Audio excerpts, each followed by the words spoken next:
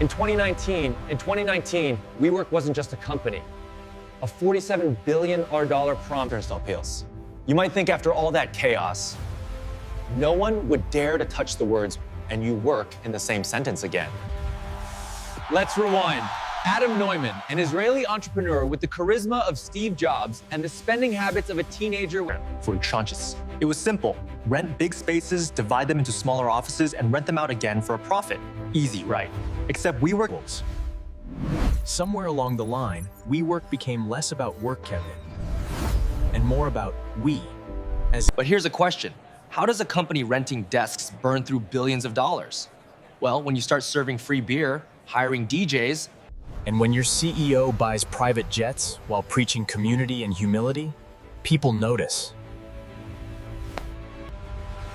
By 2019, WeWork filed for an IPO. Investors got a peek behind the curtain, and what they saw was kickers. The valuation crashed from $47 billion to just $8 billion in a few weeks. Neumann. But here's where the story takes an unexpected turn.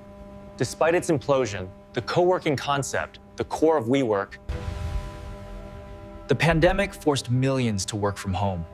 Offices became ghost towns. Coffee shops became meeting rooms. Remote work opened a new frontier.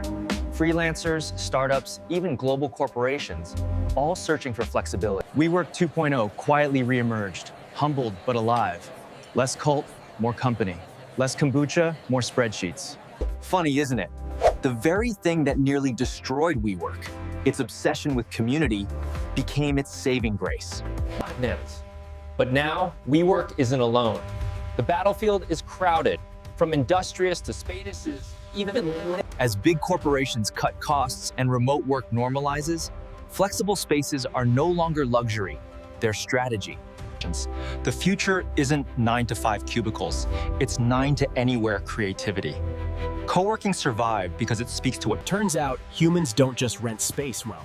We rent energy. The co-working idea tapped into something primal, belonging. WeWork's downfall wasn't the death of co-working, Tidiane. It was a reminder that culture eats valuation for breakfast. Maybe the lesson isn't about failure or survival. Maybe it's about reinvention, the ability to turn chaos into community, one desk at a time. The world may have changed, but the dream of shared ambition didn't fade. It just needed a new form.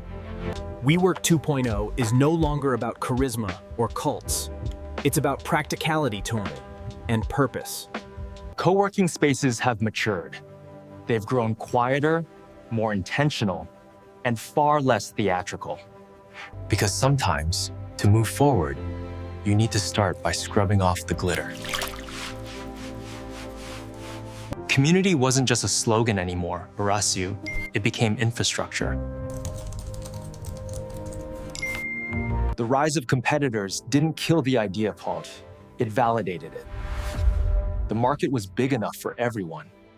WeWork 2.0 learned that real culture isn't built on slogans. It's built on sunlight, collaboration, and coffee.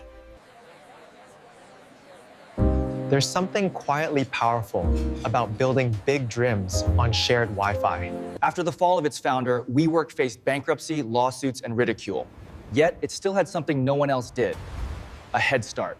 Sometimes, surviving the storm doesn't make you weak or tailed in. It makes you the blueprint for how to rebuild. WeWork's second act wasn't about ego and process. It was about evolution. The world was no longer obsessed with flashy CEOs. No, it wanted spaces that worked.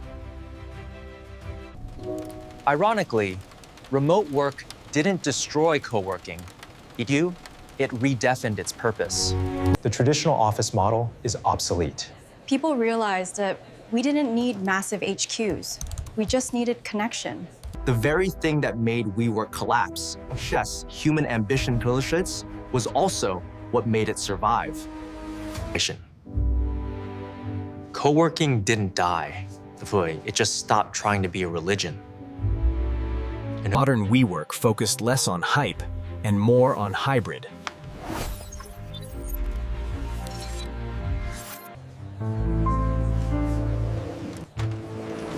Hybrid work wasn't an enemy, it was an ally. The future of work is not about where you sit. It's about what you build. And maybe just us, just maybe just us. That's what WeWork 2.0 finally understood.